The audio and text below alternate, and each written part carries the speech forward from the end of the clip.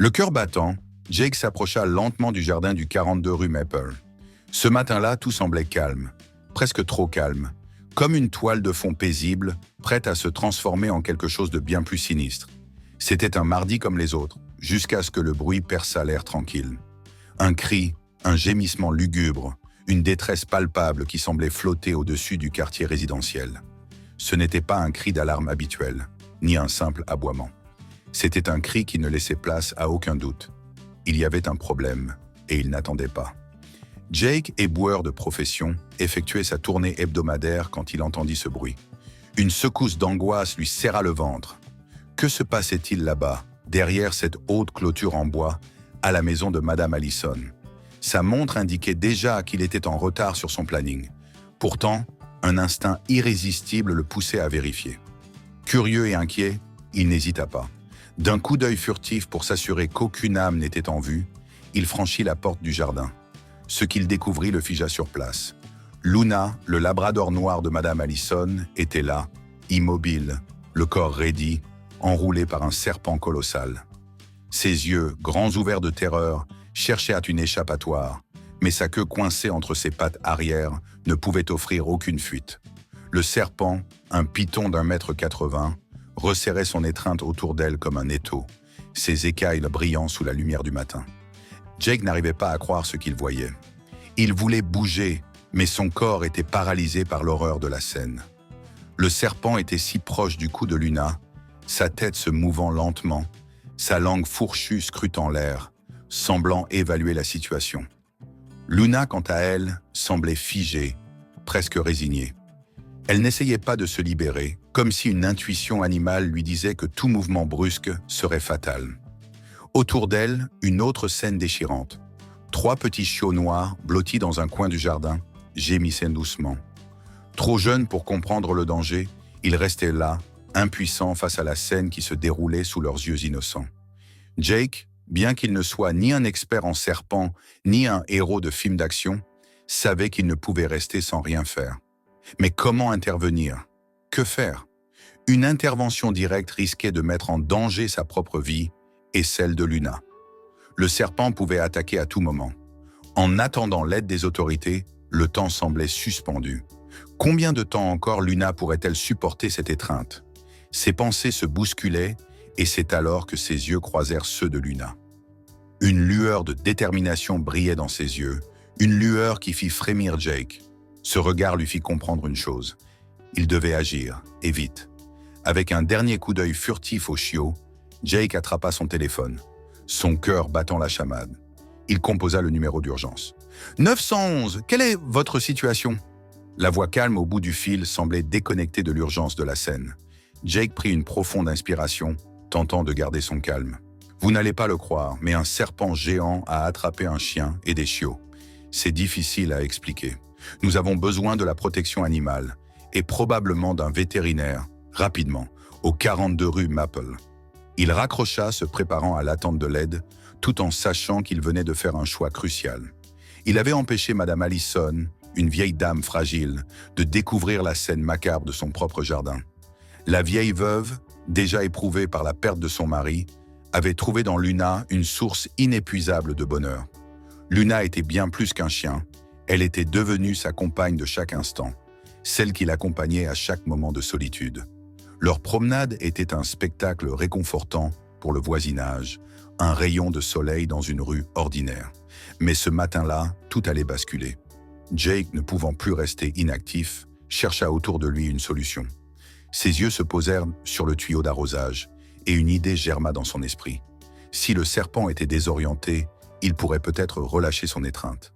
Le serpent semblait calme, mais les gémissements de Luna et la tension croissante lui disaient que le temps était compté.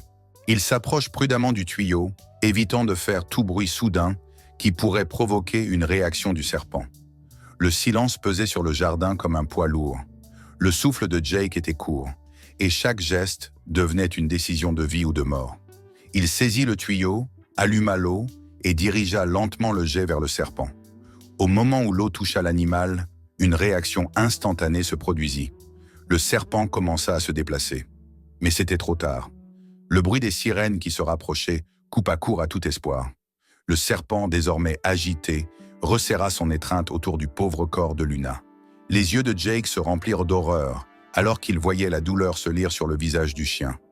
Luna, la courageuse Luna, qui jusque-là avait résisté, semblait désormais lutter contre l'étreinte qui se faisait de plus en plus pressante. Le serpent s'enroulait autour d'elle, sa peau luisant d'une menace de plus en plus palpable. Luna tremblait, la respiration sifflante, alors qu'une pression intense semblait écraser sa cage thoracique. Le moment où tout allait basculer approchait. Mais l'arrivée de l'aide était-elle trop tardive? Le cœur de Jake battait plus fort à chaque seconde, comme un tambour qui anticipait un drame imminent. L'eau du tuyau, qui semblait avoir offert un moment de répit, n'avait pas suffi à désorienter le serpent. Bien au contraire, il s'était replié sur lui-même, resserrant davantage son étreinte autour de Luna avec une détermination terrifiante. La situation était hors de contrôle. Les sirènes des secours se rapprochaient, mais chaque minute, chaque seconde semblait être une éternité. La pression croissante sur la poitrine de Luna, couplée aux gémissements stridents de douleur qui s'échappaient de sa gorge, figeait Jake sur place.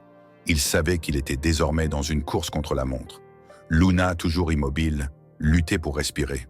Ses yeux pleins de terreur restaient fixés sur Jake, comme si elle implorait de l'aide, mais les mots restaient en coincés dans sa gorge. Les chiots, eux, étaient toujours là, blottis dans leur coin, leurs petites oreilles dressées, surveillant avec angoisse les événements qui se déroulaient sous leurs yeux innocents. Ils ne comprenaient pas, mais leurs instincts leur disaient que quelque chose de terrible se passait. Jake pouvait les entendre gémir, leur détresse résonnant dans le silence lourd du jardin. Soudain, Jake entendit un bruit de moteur au loin. Les premiers secouristes arrivèrent enfin, leurs visages tendus, marqués par la gravité de la situation. L'un d'eux, un vétérinaire, se précipita vers Luna, ses yeux balayant rapidement le terrain pour analyser la scène. Mais il ne pouvait ignorer la terreur qui régnait dans l'air. Un autre secouriste courut vers Jake pour évaluer la situation avec lui, tandis que les sirènes des ambulances résonnaient dans le lointain. L'autre partie de l'équipe, équipée de matériel spécialisé pour gérer de tels dangers, s'approchait lentement, bien consciente de l'immensité de la tâche à accomplir. Le vétérinaire, un homme expérimenté mais visiblement sous tension, s'agenouilla près de Luna.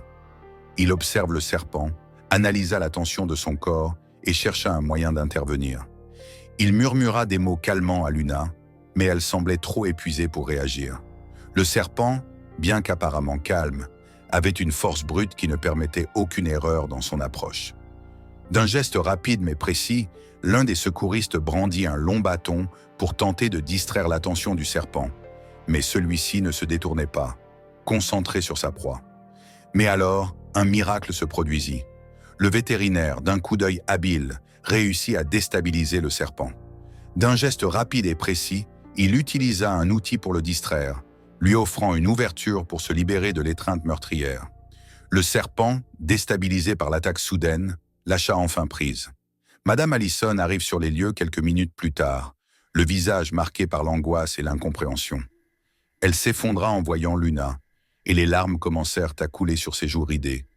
Mais la vieille dame, malgré sa douleur, se précipita vers Luna, murmurant son nom d'une voix douce, rassurante, comme si elle savait déjà que sa chienne ne serait pas perdue à jamais.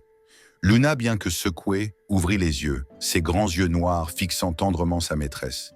Il y avait une connexion profonde, un lien indestructible entre elles. L'amour et la tendresse de Madame Allison pour Luna, ainsi que la détermination de Jake à ne pas la laisser souffrir, avaient permis de sauver la vie de la chienne. Mais à quel prix? Et bien que le serpent n'eût jamais été retrouvé, la leçon demeurait claire. Parfois, ce sont nos instincts, notre humanité et notre désir de protéger ceux que nous aimons qui triomphent des situations les plus cruelles.